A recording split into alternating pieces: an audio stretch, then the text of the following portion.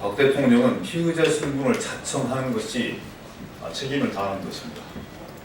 사상 초유의 현직 대통령 검찰 조사를 앞둔 청와대가 대통령의 책임을 다하겠다고 밝혔습니다. 현 상황의 엄중함을 깊이 인식하고 있다는 입장은 한마디였을 뿐입니다. 100만 촛불에서 확인된 민심도 검찰 조사도 대통령은 균형치 않고 자신의 길을 가겠다는 것입니까?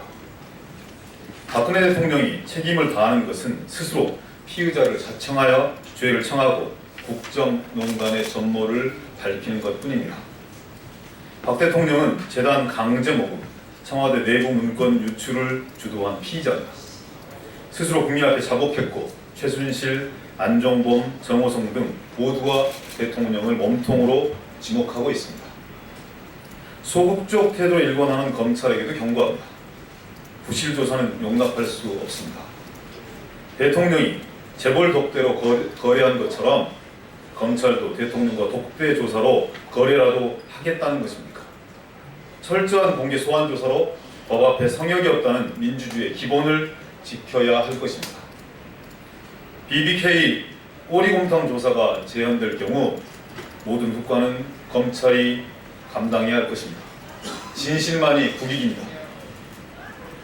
검찰은 세월호 7시간의 진실도 밝혀내야 합니다. 문고리 3인방 정호성 전 비서관이 검찰 조사에서 세월호 7시간 동안 대통령은 관저에 계셨다고 진술했습니다.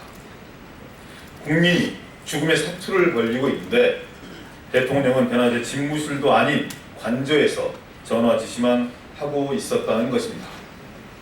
도대체 무엇을 한 것입니까? 자다가도 벌떡 일어나 집무실로 오는 것이 상식 아닙니까? 대낮에 출근도 하지 않고 관저에 눌러앉아 전화 지시만 해야만 하는 아무도 몰라야 할 다른 상황이라도 있었단 말입니까? 아니라면 대통령에게 세월호는 그저 언제나 일어날 수 있는 수많은 사고 중에 하나였던 것입니까? 이해할 수도 없고 이해를 구할 일도 아닙니다. 검찰은 잃어버린 세월호 7시간의 비밀을 밝혀내는 것 역시 대통령 조사의 과제임을 명심해야 합니다.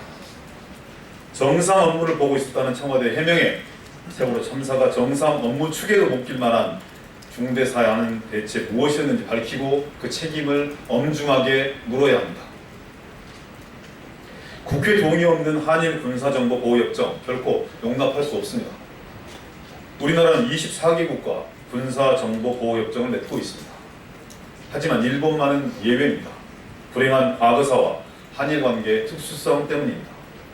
한반도를 총칼로 점령하고 우리 민족을 노예로 만들었던 일본은 아직도 자신의 잘못을 제대로 인정하지 않고 있습니다. 단순한 정보 공유의 차원이 아닙니다. 정보의 공유는 작전의 공유로 이어지고 작전의 공유는 전범국 자위대의 실체를 인정하고 우리 관할권 내에 자위대 진출을 용인하는 사태로 번질 가능성이 매우 농후합니다. 일본의 군사 대국화를 용인하는 첫걸음입니다.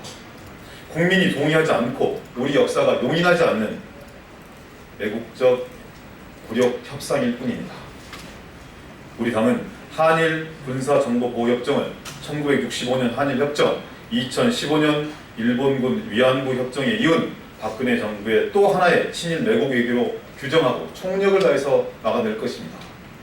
대통령 유고 상태나 다름없는 국정 혼란을 틈타 매국 외교를 주도하는 김관진 안보실장, 한민구 국방부 장관, 윤병세 외교부 장관을 신일 3적으로 규정하고 해임 및 탄핵 추진 등 모든 방안을 강구할 것입니다.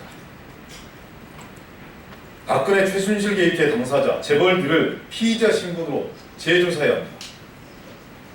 피의자 이재용, 정몽구, 구본무, 최태원, 김승현, 손경식 이들은 박근혜 최순실 게이트의 피해자도 참고인도 아닙니다.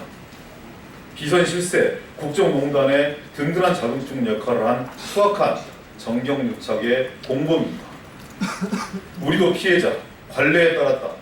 보험 든 셈 쳤다는 말에 국민은 분노합니다. 검찰은 재벌에게 알아서 기었습니다. 100만 촛불 집회의 온 국민과 언론의 관심이 집중된 주말에 비공개 참고인 조사, 애초에 단죄할 의사가 없다는 속내를 그대로 드러낸 것입니다. 권력에 굴종하고 돈 앞에 나약한 검찰의 현실입니다. 대통령이 재벌을 단독으로 면전에서 거래하니까 검찰도 대통령 따라하게 하는 것입니까? 재벌은 박근혜 최순실 게이트의 당사자입니다. 피의자 신분으로 공개 재소환하여 썩은 권력과 재벌의 뒷거리를 낱낱이 파헤쳐야 합니다. 이번 사태를 계기로 정경련을 해체하고 시장 경제를 좀먹어온 정경유착의 썩은 고리를 잘라내야 합니다. 재벌 개혁을 통해 올바른 시장 질서를 만들어야 합니다. 그것이 민심이고 순리입니다. 이상입니다.